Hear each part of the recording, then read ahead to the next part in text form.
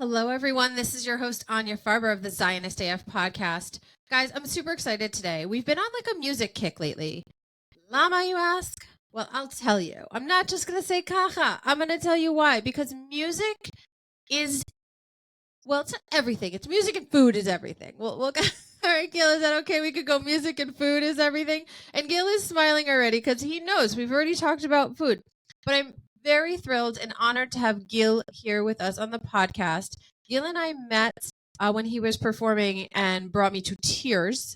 Okay, at the celebration, the memorial celebration in New York, for Israel's Memorial Day. I didn't say that very well. That's all right. That's okay. But Gil was performing, and I messaged Yuval, hi, and thank you, Yuval. I messaged Yuval, and I was like, I must meet him.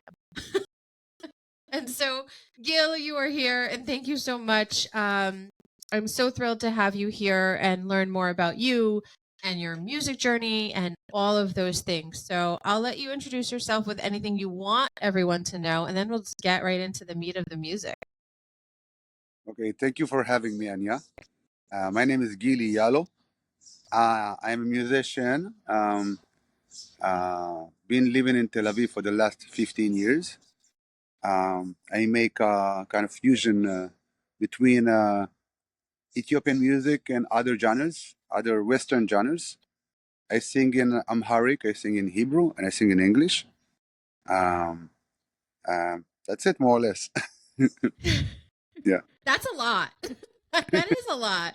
So I feel like let's just like get right into that. So, you're like, I've been living in Tel Aviv. And you're like, oh yeah, by the way, I sing in 3 languages. Like, oh yeah, like no big deal. People don't even speak more than 1 language, and you speak them and sing in them. So, kol hakavod to you for that, because like, wow, you're way, way more advanced than me.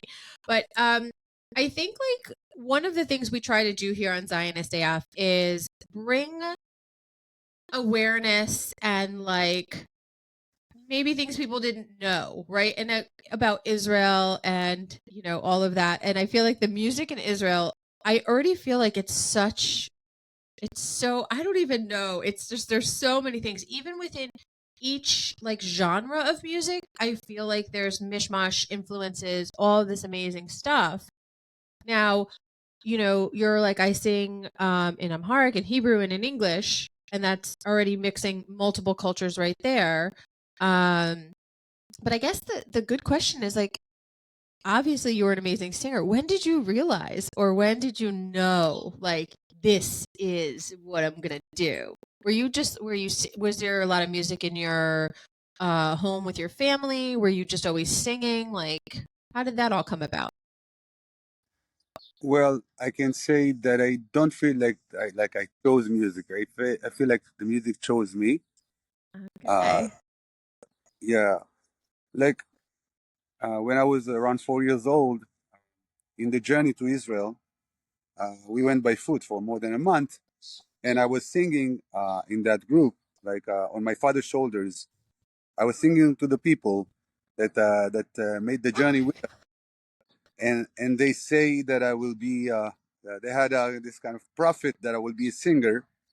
My parents didn't encourage me to be a singer. My mother loved music. My father loved music as well.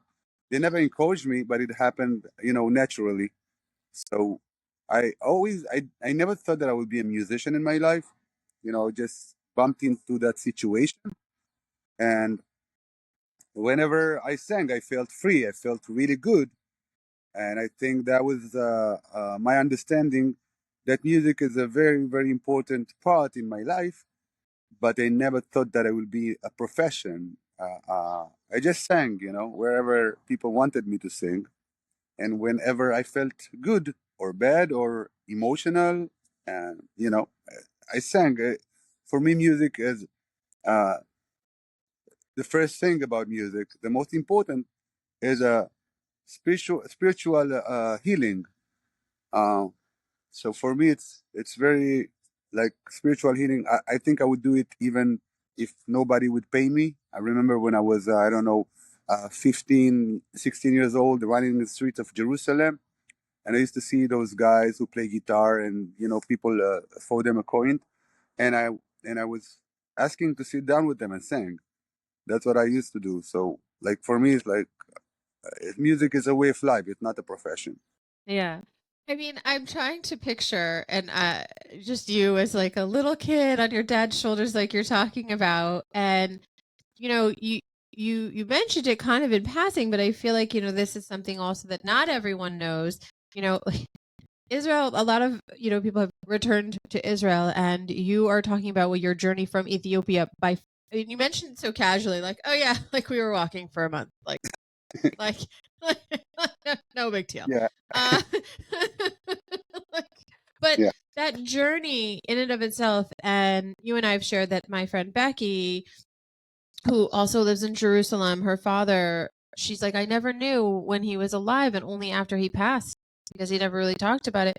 He had stayed back in Ethiopia helping make sure as many people could get out as possible. And it was quite a harrowing journey. And the fact that you're like, yeah, so we're walking and walking, and because and we've talked about this a lot, like your destination, right? You know where you need to be, want to be. It's just how are you getting there, and sometimes that's very, very tough. And you yeah, guys are headed to your destination, and yeah. you and all of your 4-year-old wisdom was like, that's just I mean, I can only imagine the kind of comfort and joy and like, listen, again, you were headed to a goal. Everyone was headed to a For goal. us, it was just like heading to heaven. That's what Yeah. we felt. That's what we thought. Uh, And a 4-year-old we, starting to sing, I'm sorry. I feel like, bam, that's just so clear. Like you're headed to literally. I'm lucky. I'll be honest and say I'm lucky. Like when I was 8 years old in Israel. First of all, let me go to the journey. Um, we really thought that we are going to heaven. So if I would tell you right now, if you'll go, I don't know, a few weeks, you'll get to heaven. Would you do that? I think most of the people would do that, right? That's Yeah. what we thought. That's what we believe. We believe that the rivers in Zion, we called it Zion. We Yeah. were Zionists for more than 2,000 years, so I don't know what people are talking about. See? You got The Congress, the Free Congress, Zionists and stuff. 2,000 years Zionists. What are you talking about? You know? Uh, yeah. Um, been waiting for more than 2,000 years to get to Jerusalem to build the third temple. That's what Zionism is. This idea has been exist forever. It's not a new idea, of course. Um, so yeah, we were walking a lot, a group of 100 people. We lost a lot of people on the way. In general, the Ethiopian community, Jewish community, lost more than 4,000 people uh, during that journey. Um, um, yeah, and as I said, I'm really lucky because when I was 8 years old, I just we had a trip in the class, and you have these microphones on the bus, and people ask me to sing because I love to sing, so I used to sing everywhere, and I was singing, and one of the guys told me, "Hey, listen, I'm in a choir named Pirchei Yerushalayim, the flowers of Jerusalem. You should come and try and make an audition." And I went there like a few days after that, and I made that audition. And the manager asked me, "Do you have passport?" And I didn't know even what a passport is.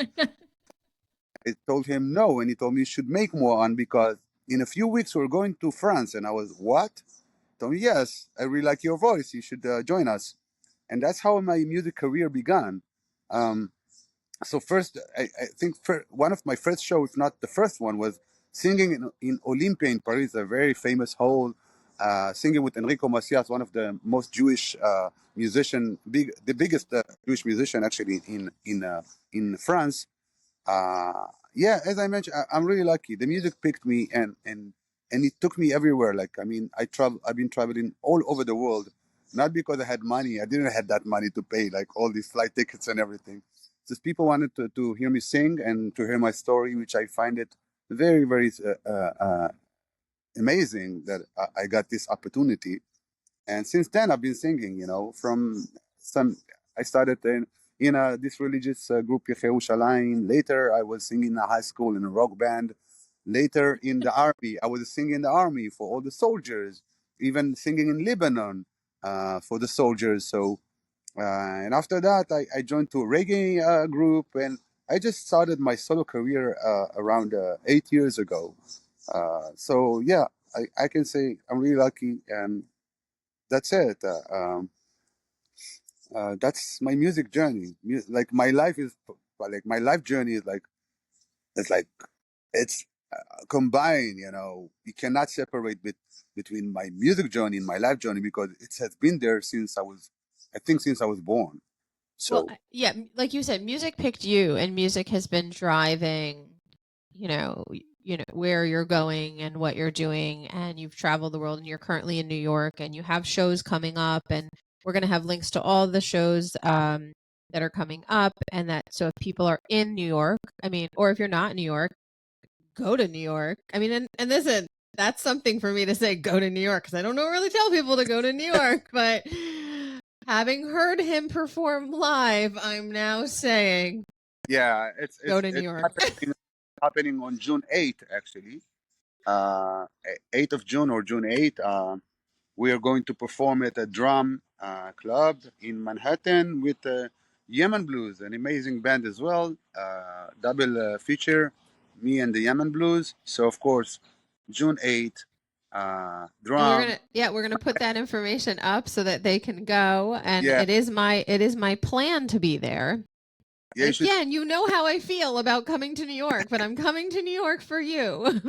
Gili I- it's for you. really But yeah, guys, it's 100% worth it, and we're going to put links up where people can hear any of your performances and recordings online and follow him on social media. Because I'm telling you guys, much like when he just started singing at 4 and it permeated all of the people around him. When you hear him, it's going to do the same to you as it did to me. I mean, I don't normally in the midst of that very serious event take out my phone to message someone, but I was like, I must meet him. He will be on the podcast. Make it that's really, happen. thank you so much. So, and it was really funny because Yuval was like, wow, I guess you were very serious about this, Anya, because you messaged me right then and there. And I'm like, yeah, I mean, I could have been like, hey, Yuval. No, I wouldn't have done that. That would have been very inappropriate. He knows I'm very demanding. Listen, I have to be when it comes to something good. I like that's the thing though. When I meet someone or find something good, I don't keep it to myself. I Yeah, want everyone else to know. And I don't know if you remember we had talked before to set this up, and I was like, I just have to tell you, I freaking love your hair. And you laugh just the same. I mean, because I think a lot of what you're talking about is so apparent in how you sing and who you are. And I mean, you are like one of the most easygoing people I've ever met, which is cool in and of itself. But and in this maybe crazy world, you gotta be right. you gotta be. Well, if you don't laugh, you cry. And in the midst of my aliyah process, I'm trying to laugh, but sometimes I do cry because my goodness gracious, I feel like Yeah, sometimes all of the paperwork is a test of either like your endurance or sanity. Not sure. yeah, yeah, yeah. I mean, So yeah, like yeah. if they Sorry. come to the June 8th show, no, sorry about that. So because you're performing with another group, it's a dual feature. What is the type of music that they would experience at the June 8th show? So, you came to the memorial for the Mhm. soldiers that got killed in Israeli wars, but June 8th is going to be a huge celebration. We're going to play a lot of groovy music, so you should bring your dancing shoes. Going to be Always. a lot of dancing, a lot of Ethiopian folklore music mixed with funk, jazz, and blues music. You heard me only with the guitar player, so it's going to be a full band. Going to be a drummer and bass and trumpet and saxophone and did I say guitar? Uh, Yeah.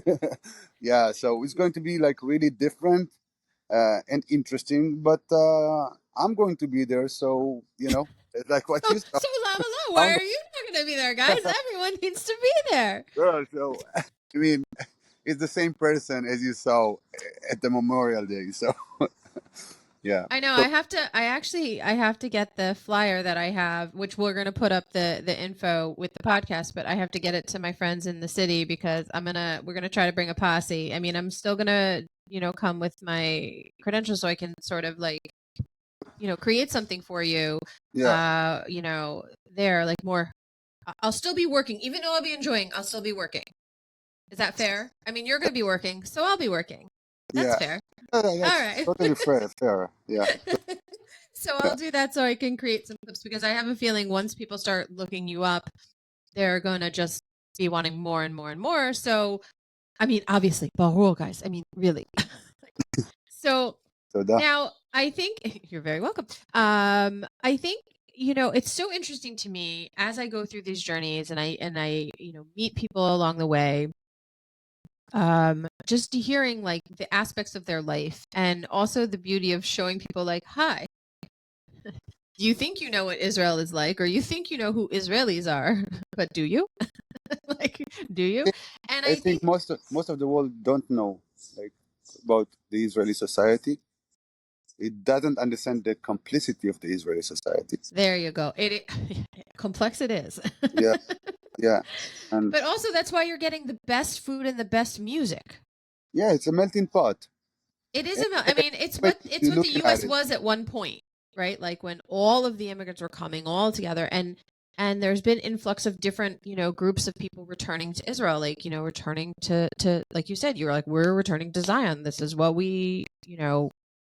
yeah, was our journey.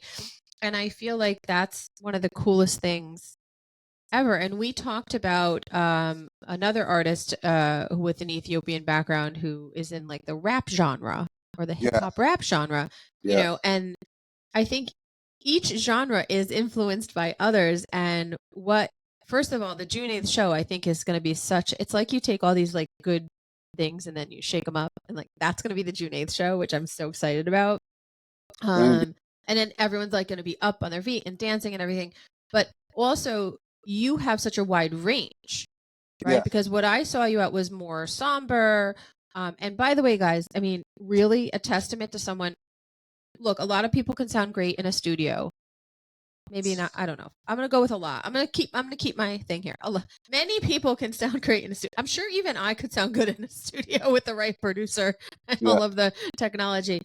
And and most people will sound good with a band who have some talent. But to take out and have just like that kind of, isolated performance where it was literally just your voice and that guitar.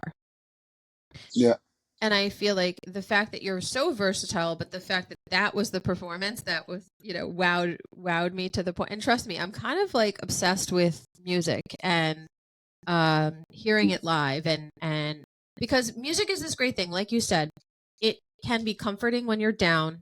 It can be a way to express yourself when you're happy. And there's a song or a style for every emotion and almost every aspect of your life. yeah. And what's so interesting is you're not just chronicling your journey. I almost feel like you're It's very hard for me to define myself as a musician, and people expect you to do that. you don't Every- have to fit a box. What? To Which? fit a box here. Yeah, they really like that's how people understand better. Like I think our mind is built with boxes, so we put Yeah. every situation or everything that we hear or we see in one of those boxes, and once we cannot find the box, it's really confusing us. But that's what I like about Israel. Like a lot of the boxes have these people cut holes and connected them. Yeah, And you absolutely. can crawl through them. Yeah, Yeah. I was asking myself a lot of the time, like, should I choose one genre or one language or which music should I do, And feels like, you know, once I did a type of genre or type of album or type of I don't know uh, any anything regarding music. After I did it, I want to change something. Like the next thing I'm going to do, I want to feel that I never did it before because that's what keeps me curious. If I'm not curious about music, I don't feel or think that I will create a good music. Curiosity is a very important, very crucial, even I can say, uh, in life in general, and specifically in music, of course. But I'm trying to be curious, and I'm trying to create something I never created before. Uh, as I mentioned, I started singing religious song when I was a kid. Later, I was a reggae band singer. I mean, roots reggae, singing in English and performing here in the USA, touring here and in Jamaica as well. Uh, and after that, I started to sing in Amharic in some point, and people were like, "Oh my God!" Like my parents even like, "How come? How can you sing in Amharic?" They were really shocked. Even my mother couldn't believe that I'm singing in Amharic and dancing with my shoulder in Amharic, a thing that I never thought I would do. But it's part of your journey, and it's part of stops in life. And as King Solomon says, there's time for everything. So I don't believe that I need to do one genre. I mean, in the next 10 or 20 years or whatever. I'm trying to always try to renew myself. My name is in Amharic is Tadessa. It's the one who is renewing himself actually. So this is my aim. This is what I need to be. This is what I need to do, or want actually. Yeah, and I feel like, of course, being in Israel, part of this melting pot really helped me, because even the musicians in Israel, they can play every genre. Yeah. They can And play Middle Eastern genre, Yaman yeah. genre, pop genre, Yeah. Exactly. like blues genre, pop genre, jazz genre. Just give them a genre, because they've been playing so many traditional music from Morocco, from Yemen, Ashkenaz music, klezmers, Ethiopian music, African music. So they really, really like European music, of course. So I think we are really, really versatile in our way, or in the thing that we are doing, which gives us a lot of tools. Um, when we are playing outside of Israel or in a different band, or it's a languages. So if you know so many languages in music, it's easier to connect with other musicians all over the world, which is very nice. Yeah, and I think, for sure it's what's calling to you, and Yeah, because you're doing that. And the other thing is, you don't have to necessarily understand the language to get the emotion or the impact of the music, yeah, because it's the tone of the voice, the power, even like the little things. yeah. You Because know. music is it's it's about the souls of the people who creates it. Yeah, and Soul to transfer an emotion or a vibe yeah. through your soul. You don't have to, for the other person who listen on the other side, to understand everything that you're saying. He can feel even in the vibrate of your voice Mm. how you feel or what you want to deliver once you do it. There's a lot of Yes. instrumental music that no Yes. words. People are very related Yes. and Yes. And feeling there are it. instruments also that you will hear woven into music in Israel that I remember seeing someone perform with something and I was like, "What is that thing?" Like I had never seen it. Yeah, And you know what's horrible? I don't even remember the name of it. It'll come to me at some point.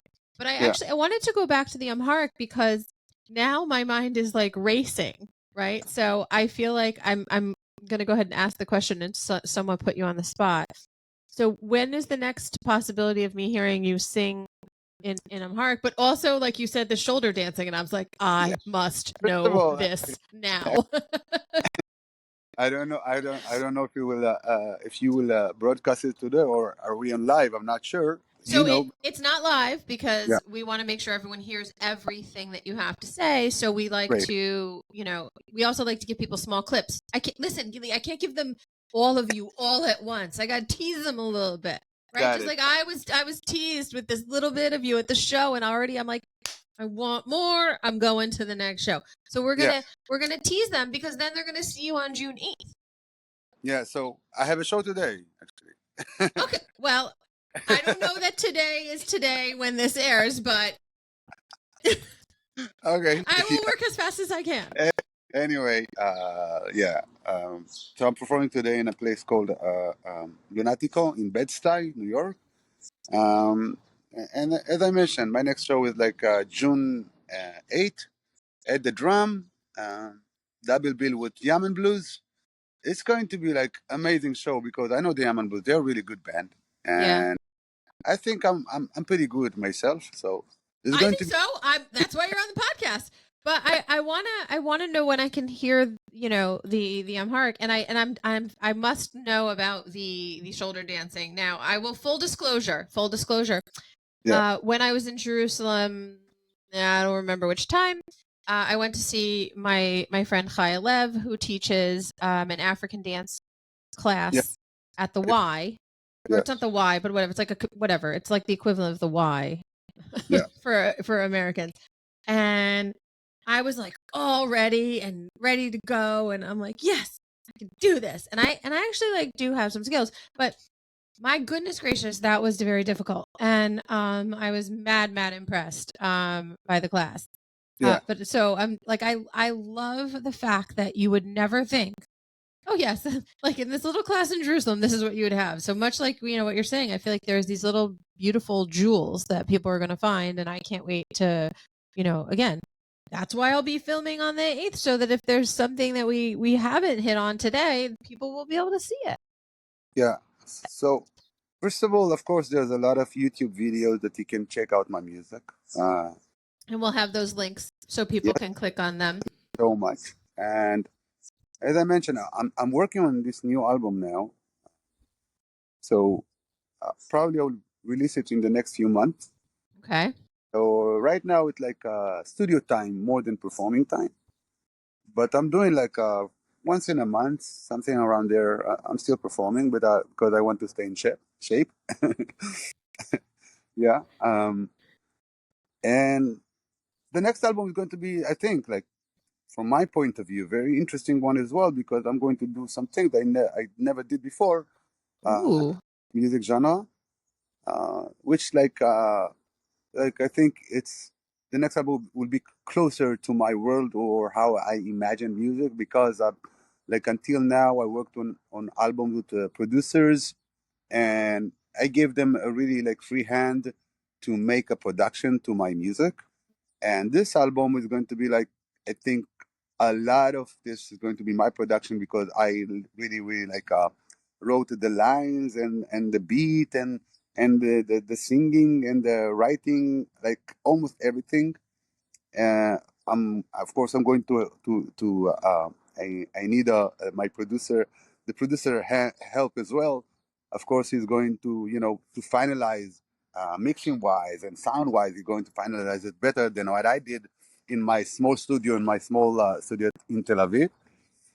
So it's going to be very interesting. I can't wait for it to be released.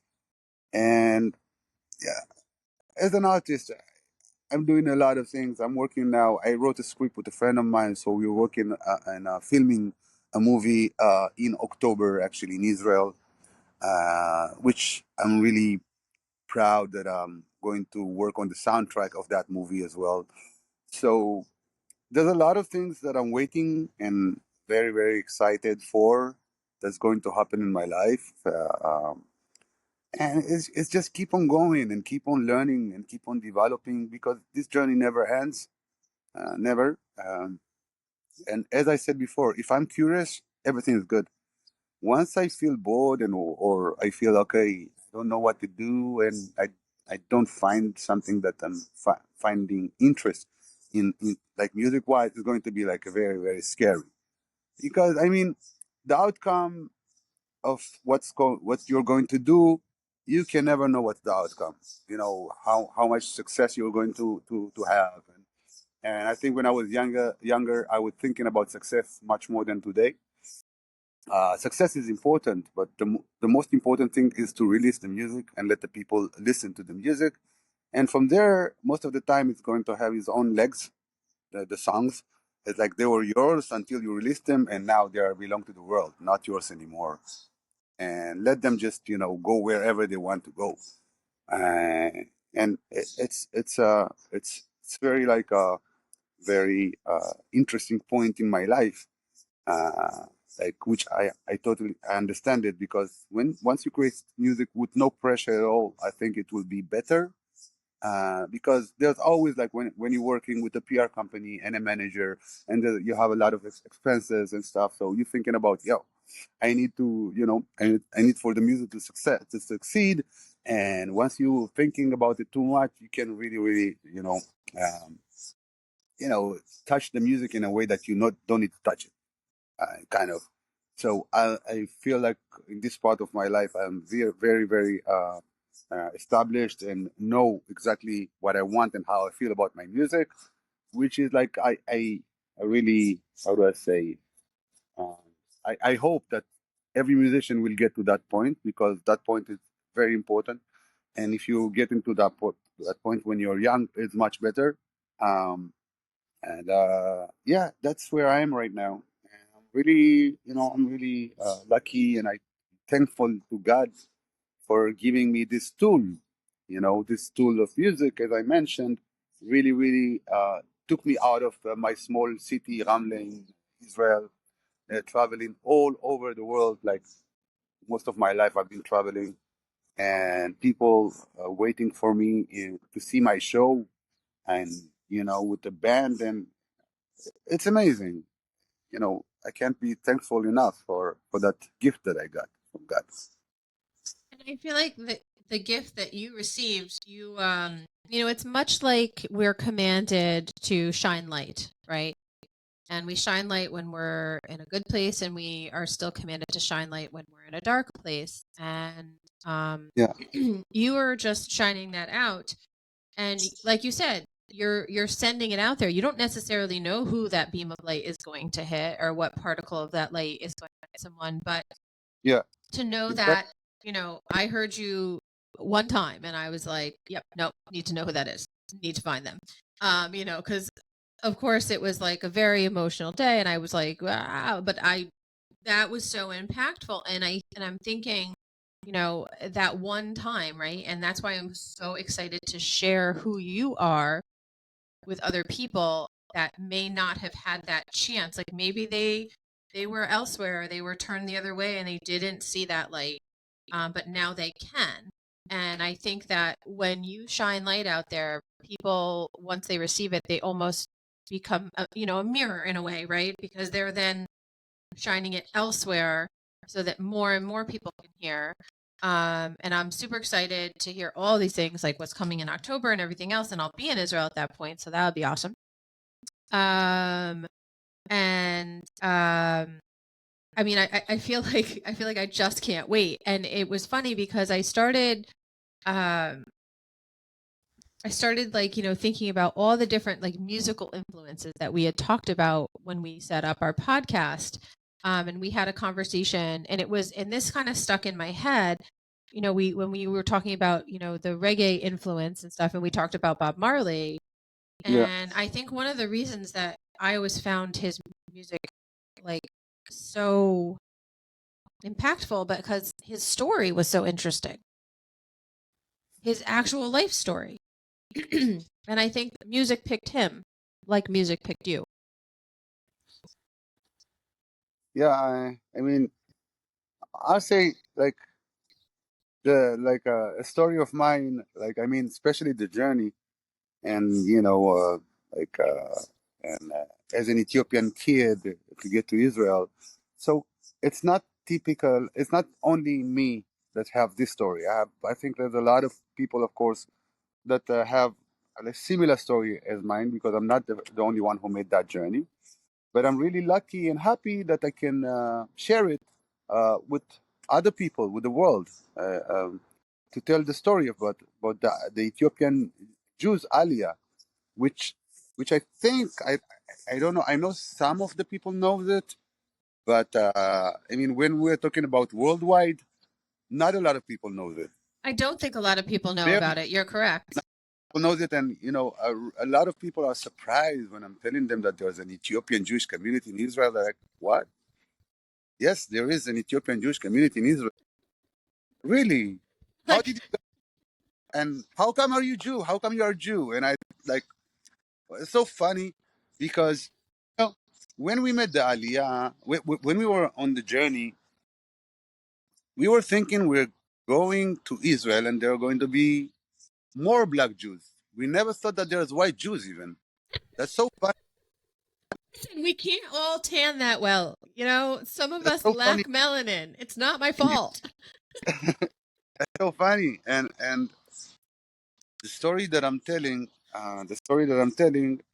it's for people to understand what's the gap between where we came from and where we're heading to, because the gap is enormous. It's unbelievable. I don't think people even can understand the gap between a biblical people, that we were a biblical people when we got out of Ethiopia. Until getting out of Ethiopia, we were biblical people. I mean, we used to live exactly like the Bible. We didn't have no water pipes, nothing. We went to the river to drink our water or to wash our body, or I don't know how to say tahara, like to in the religious, when you're tameh, you need to do tahara. You go to the mikveh, Right. right? So we used to go to the river and do tahara, and no fridge, no cars. Everything was very biblical. And then suddenly you come into this developed country that got cars and concrete houses, and you know I mean, most of the people think that, okay, you came from a place that you didn't have nothing and you have everything. It's not it. It's not quite it. We came from a place that we were living in a Jewish community and like keeping the Torah exactly like the Chamisha Chumshei Torah, Yeah. exactly like the Bible. And then we got to know that there's rabbis in Israel, that everything has changed since then, and we needed to act like we already know what has changed when we didn't know what has changed. So it was very, very, a very, very long process especially for the older one. The Yeah. kids, you're growing up and you try to blend, but the Yeah. older one, like everything has changed. It's like taking us right now, me and you are going 500 years later from now. Everything that you know has changed. Everything that you think has changed, and now trying to change you according to that change in this age is going to be a little bit difficult. So it's a very, very interesting journey. I really, really I'm really feel proud of especially in the Ethiopian woman got into Israel and actually more successful than Ethiopian men. That is amazing. And I don't say that Ethiopian men are not successful, but they find this change more difficult than the Ethiopian women.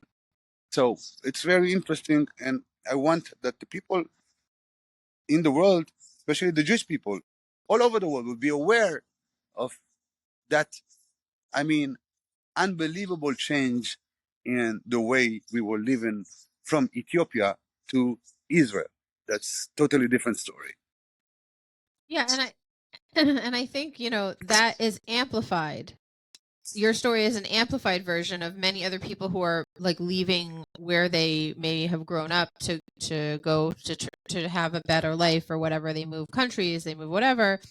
But yes, not only were you changing countries, you were like, totally changing the way of life, and that's a Yeah, lot. yeah, But I do think, one of the things I have so much respect for is how the Ethiopian community in Israel, has grown, and what they're doing with all the different all over Israel. Really, yeah, there's like different, in Jerusalem and in Ramla and all over. Again, people, not everyone knows all aspects of Israel, and that there are other places. Recently on the podcast, we had someone on from the north who lives in Kibbutz Dafna. I mean, yeah. literally, like you're like, "Hello, Lebanon, I see you. Let me throw a rock because it will land in a different country because that's how close we are. Hello, I So see you." let's set the record straight and say that there's over 160,000 Ethiopian Jewish people in Israel, which is a nice amount uh, uh, of, of Ethiopian Jewish people. And uh, let's say that I don't know if all of the people knows it, but the majority, I don't think that most of the people in the world knows that the majority people that lives in Israel are not like Ashkenazi as people do tend to think. No, They don't look like me. no. I, I Listen, mean, apparently Israel is an apartheid state. Apartheid. Listen, people, I'm the what minority. I wonder what will they say that if we'll tell them if we're saying it that people that came from Morocco or people that came from Algeria or people that came from Iraq, they are Arabs. Yes, They're not Muslims. They're Jewish, but they correct. are Right. right. And we have also had on Israeli Druze, Yeah, another, right? And people are like, say what? yeah, yeah. Israeli Jews, Israeli Muslims, Israeli Yes. Christians, Yes. right? So, as I mentioned, like I think it's great, like amazing melting pot that we established this country in the last 70 plus years. Uh, amazing what happened in Israel. Amazing, like it's Yeah. unbelievable. Almost a thing that you would say like it was supposed to be like the how do you say like the letter of Babel when people didn't know how to talk with each other in the Bible, this story. But Be- instead of that, it become like a cooperating country, people that learn how to live together, although they have different cultures, and we found a similar thing that we have in common, and we become this amazing country that even as an Ethiopian people, and I know there was a lot of racism, it's like going to be a lot of racism, but still we are part of that family called the Israel nation or the Jewish country. We're part of it. It doesn't matter what is going to happen because it's like when you are in a family and you're fighting with your brother, are you stopping to be brothers? Do you stop Nope. to be brothers? Right. No, you don't, right? Sometimes you're not choosing to which family you're going to be born, but still, you still you You still don't need have to to know like how them to all get the along, time, but really you love them and you do whatever you needed for them. And I think that's the Israeli mentality that absolutely. you put it so well. You can have like a heated argument with someone over business, over whatever. You walk into the street, if that person had an accident, you would be the first person there to help them, and that's the thing. And there would be Always, a ton of always, people, yeah. and like I jokingly on the podcast the other day was saying, yeah, the asshole that was like honking at you and cut you off, like, you know, uh, 5 minutes back, if you had a flat tire or And he's whatever, the one they to help. stopped. Yeah, Right, exactly. yeah, that's exactly that's a really good way to describe Israel. Yeah, Really, and that's what it is, and that's one of the things that I love so much that draws me because I think that myself, I feel like my identity has always been in Israel and not necessarily defined by my skin color or how I grew up or any of those things because I'm so fascinated. And my favorite thing to do in Israel is to go and visit friends' families that are of different cultures yeah. so I can cook with their mothers. I freaking love learning. Um, I'm getting like really good Did at you eat Ethiopian food? I You should. have. But Hmm. if this is some sort of like offer that you're going to connect me to someone in Israel that I'm going to be able to like do a cooking segment, then I'm like, yes, Yeah, absolutely, yes. I'm going to do yes, that, of course. yeah, I'm excited. But Yeah, I'm working on my spice tolerance. I'm working up there. We talked about that. I'm not quite full like at the Moroccan level, but I'm eking up. I'm yeah. liat liat. There are some I'm dishes at which are not spicy. Actually, there are some dishes which are not spicy. It's not all about the spice. No, but that's what I'm saying. I'm trying to diversify, right? I'm trying to eke up so I can enjoy all the different versions of everything, and I'm very excited to do that. I was wondering, before we close and I let you go back to the studio or wherever you need to be and you have a show today. Um, Yeah, the song that you sang on your father's shoulders, do you know yeah. that by heart? Does it just come to you? It's actually it's a song that my mother used to sing to me when I was a kid. Wow. Is it Mm. something that you could share with us, like even a line or two? Because I Yeah, have to tell you, my mind is racing, racing, racing, trying to figure out what it might be. it goes. Ale, alem, alem, alem, alem, alem, alem, alem, alem, alem, alem, የተከዘን ውሃ ዓለም ዓለም ማን ያንደፋረሰው ዓለም ዓለም የኔ ልብ ይሆናል የሚመለለሰው። That's it. I love that. I love that. Now, you said your mom used to sing that to you. Was that like something she sang to you at night? Yes. To- Yes. That's exactly what she used to sing to me every night. And it's a song that I remember until now. The only song that I remember since I was four, like from back then when I was 4 years old. Yeah. So I have to tell you, I'm like, my eyes are watering a little bit because as you're singing that, right? I mean, and I'm looking at your face also while you're singing it, and I'm seeing like the real emotion there. But it reminded me, and I actually in my head saw a picture. So I used to sing to my son every night before he went to sleep, and it's Eli. So Eli, Shalom Yigamer. I'm not going to sing on the podcast. I'm not going to do that to people, but like, so I would sing it in Hebrew, and then I would sing the English verse. And he knows all the words to this day. Like, never wrote them out, none of that. But it's something about that song, like, that is very calming, very reassuring. And it just like that, I made a connection there that it just kind of, I don't know if it's the mother in me, like, because you said my mother used to sing this to me. And I can only imagine like this cute little tiny 4-year-old you. And in my head, just so you know, your hair was as awesome then as it is now. So I'm hoping that's the case. If it's not, don't ruin my image. Because this is what I see. And I kind of see you in your little 4-year-old body, which, by the way, I'm sure in your head you were way more than 4, always. I think you were always, you have an old soul. Thank And you you're so much. like singing on your father's shoulder. And I in my head I can picture how proud his face was. And your mom probably just like beaming from every pore of her body, Absolutely. like hearing you just, Absolutely. you know, Yeah. in Absolutely. all of your glory. It was your first stage. It was a mobile stage, and you were Yeah. just sharing. Back then, I loved the attention. I didn't even knew like what I'm doing. I You really were a performer before you were a performer.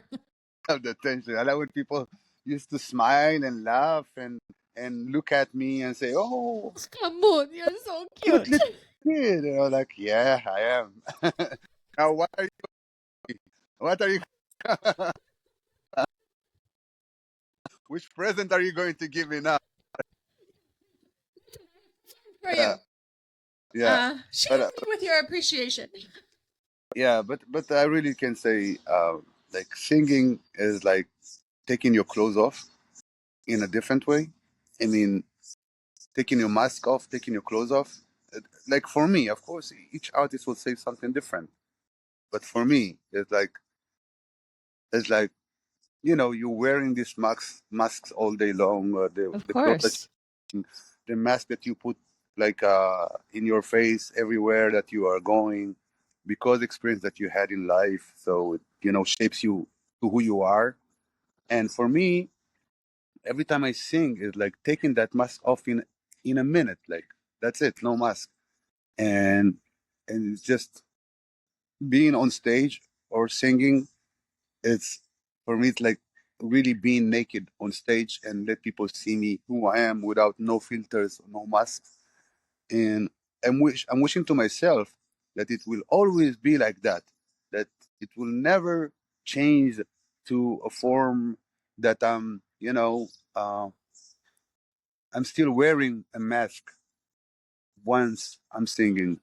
So because I feel like if this will happen, it will be very hard for me to deliver uh, uh, my feelings and and make other people who listen participate in my feelings and share their emotions as well. It's like a snowball or that you are throwing through the crowd. It doesn't have to be a snow, of course, because it's like anyway. It's like a snow that you a ball Listen, throw to the your English is fantastic. You're using all of the terminology, all the idioms, all of this, all of that.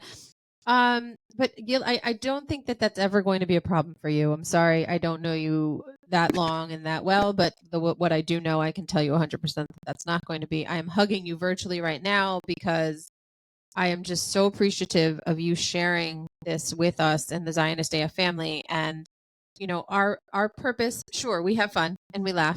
Of course, you have to, right? But my Always. hope really with the podcast is to create awareness and empower people to be proud of who they are, to feel confident about supporting causes that are important to them, and showing people like, look, you will know more if you just learn and listen. And life is a journey. The derech is windy, and the derech is uphill sometimes, and sometimes that damn derech is bumpy as hell, and you might even get a flat tire. But don't worry, because there are going to be people that are going to be there to stop and help you. And In Hebrew we say, "Anashim tovim be'emtza haderech." Yeah. yes, and I will be writing that out in transliteration in the transcript because it never does quite get that stuff, but that's okay. But 100% you're correct, and I feel so privileged that our roads crossed or were running parallel, that I have been able to meet you and bring this to our Zionist AF family. And just so you know, whenever we have guests, one of the things we try to do, because we have the Zionist AF shop, right? And the whole purpose of the shop is to try to look, we're trying really hard to create awareness and have people wear things that make them feel proud, right? And the whole point is that we can generate enough money and that the profits can actually do some major positive impacting in Israel through different organizations there. So I usually try to design something, and I've done a few music things, but I'm feeling like this is going to start to simmer for me. There's a lot of ideas floating in my head. I feel like there's something. I'm already feeling inspired by you. We'll have something, and of course you can choose which place it goes if you want to do it that way, or we can just have it to the different causes that we support. And right now we're working with our focus is the wounded soldiers and things like that, because obviously the war has impacted things a little bit more significantly. But this is not something that's going to go away, so don't worry. We have long-term goals here. Long-term goals. Our derech is long, and I'm not interested in getting off anytime soon. We're going to stay on that derech. So I am excited to see you June 8th. We will make sure that this podcast is up, and the links to what music you have already put out into the universe is up, that people can find on either on social media or on the internet. And of course, links to shows and how to get tickets and all that stuff. So I'm still on that song. And with the image of you, I'm gonna, and I can't wait. So I'm excited. I have to figure out, dancing shoes. All right. So I'm already ready. You know what? I might just have to wear my my Zionist AF high tops, because You're more than sneakers are welcome. fun to dance in, right? I mean, I want to be able to move. So guys, if you are interested, no, excuse me. Obviously you're interested. Everyone's obviously interested. When you are ready to get the stuff, which will be immediately following the podcast, even though they probably might rewind it to listen to you sing again. Yeah. All the links are going to be up in the description. Yes. And you are in New York, so the shows are going to be there right now. And obviously you're posting any new information that you have on your social media or whatever, so that any updates since the podcast has been put up, you guys just know, because then you'll be following him, so it'll be fine. So Hakol Beseder, don't worry, there's no guessing. But if for some reason you can't find something or it falls off your algorithm, you guys know that you can just DM me directly and I will put you back in touch. So it is all good. Sounds good. So again, I hope you have a wonderful show tonight, and I am excited to see you on the 8th. Thank you so much for having me, Anya. Thank you so much for joining us. I am so touched. Podcast. It was wonderful talking with you before the podcast and now as well. And we probably going to continue and talking in the future. So, but we're already mishpacha, Gili. Come on, you're helping me. I'm going to cook somewhere in Israel because you're setting it up. We're mishpacha. Listen, לגמרי. anything I can ever do for you, you know that I'm here for you. I cannot wait to hear you perform live again. It's just a few weeks away. Yeah.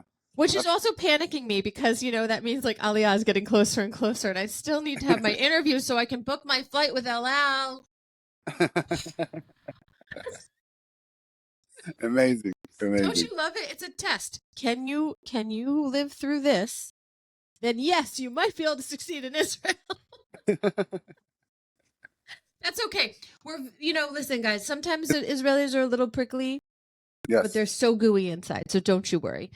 Make sure to check out all the links that are going to be here on the podcast. And obviously, if you're close, come and see Gil. And if you're not, plan a trip. Get over yourself and plan a trip. Gil, thank you so much. June 8th, a drum. I'll see you in New York, of course. I'll see you then. Yes, very much. Thank you. Thank you for having me. Bye.